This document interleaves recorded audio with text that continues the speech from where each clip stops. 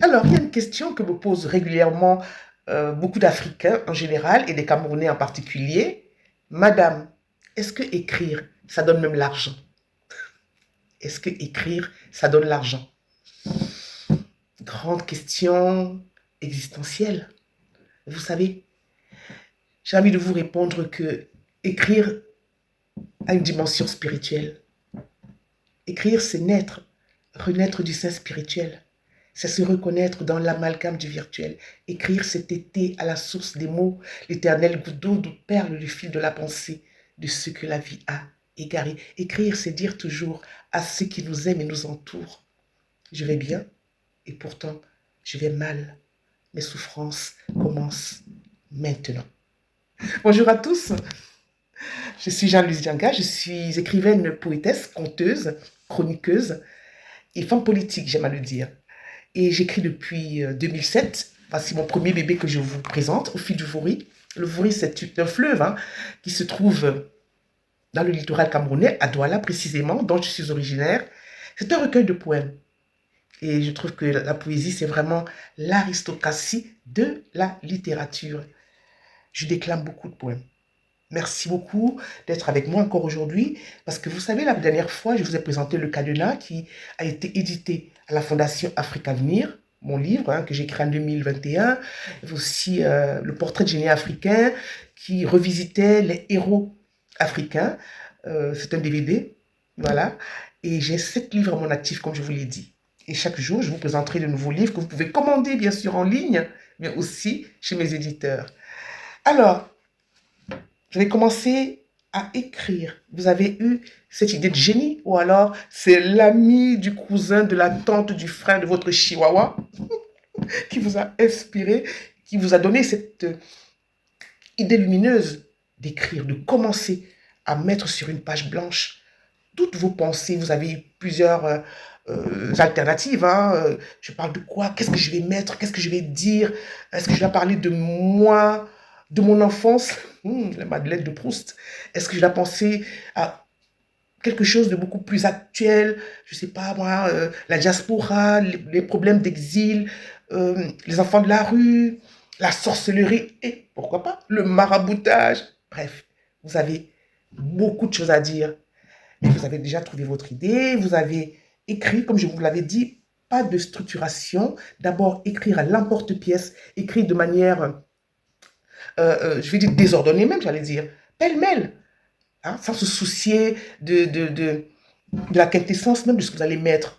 Pour l'instant, on est au niveau de écrire, écrire, écrire, et après, vient le moment de la relecture. Et vous allez vous rendre compte que vous avez écrit pas mal de choses et que vous allez continuer à nourrir vos écrits. Parce que quand on relit, on se dit, oh, j'aurais peut-être dû dire ça, j'aurais dû dire autre chose, je vais rajouter encore autre chose. Et c'est là où vous allez voir comment votre pensée va être beaucoup plus fluide. Vous allez rajouter des mots, des phrases, vous allez relire tout ce que vous avez omis de mettre, vous allez le remettre sur votre calepin, parce qu'il faut toujours avoir, comme je vous l'ai dit, votre stylet et votre calepin pour pouvoir écrire à toute heure de la journée, à tout moment, même la nuit, vous vous réveillez en sursaut, oh, et vous écrivez. C'est la raison pour laquelle parfois vous nous voyez connectés très tard.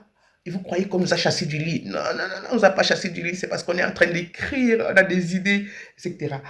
Et ce moment de la relecture est un moment très important. Pourquoi? Parce que c'est un moment donné où on doute de soi. On doute de soi. On peut aussi douter du regard des autres. On se dit, mais comment va être accueilli ce livre? Est-ce qu'on va me juger? Est-ce que je vais impacter les gens? On se pose plein de questions. Mais ne quittez pas le navire, s'il vous plaît. N'abandonnez pas. Vous êtes consistant, constant, vous êtes mature, vous êtes résilient, vous êtes fort. Et justement, vous allez vous concentrer sur ce puzzle, parce que c'est un véritable capharnaüm, un véritable puzzle que vous êtes en train de mettre en place, et ce n'est pas du tout évident. Donc, s'il vous plaît, gardez vos manuscrits, ne les jetez pas, ne jetez pas le bébé avec l'eau du bain. C'est très important de continuer malgré vos doutes, parce que c'est vraiment le moment où on se pose plein de questions, où on se remet aussi en question. Non, on continue. Là, c'est la relecture. C'est la troisième étape. très importante. Vous allez donc euh, nourrir encore plus votre pensée. Vous allez rajouter pas mal de choses. Vous allez voir, ça coule de source. Hein, parce qu'une fois que vous avez mis la première pensée, le reste vient tout seul. Tiens, j'ai oublié ceci. Tiens, j'ai oublié de dire ça. Ah, j'aurais dû dire. Et entre-temps, surtout, vous aurez lu d'autres livres. Parce que pour écrire, il faut beaucoup lire. Cela va de soi. Pour écrire, il faut lire d'autres auteurs. Et c'est ce qui vous permettra justement d'avoir d'autres idées, de pouvoir avoir d'autres alternatives pour pouvoir nourrir donc votre futur opus. Voilà. Donc, aujourd'hui, c'est la relecture. On a écrit pêle-mêle, on relit, et à la prochaine étape, vous allez voir, c'est encore plus passionnant.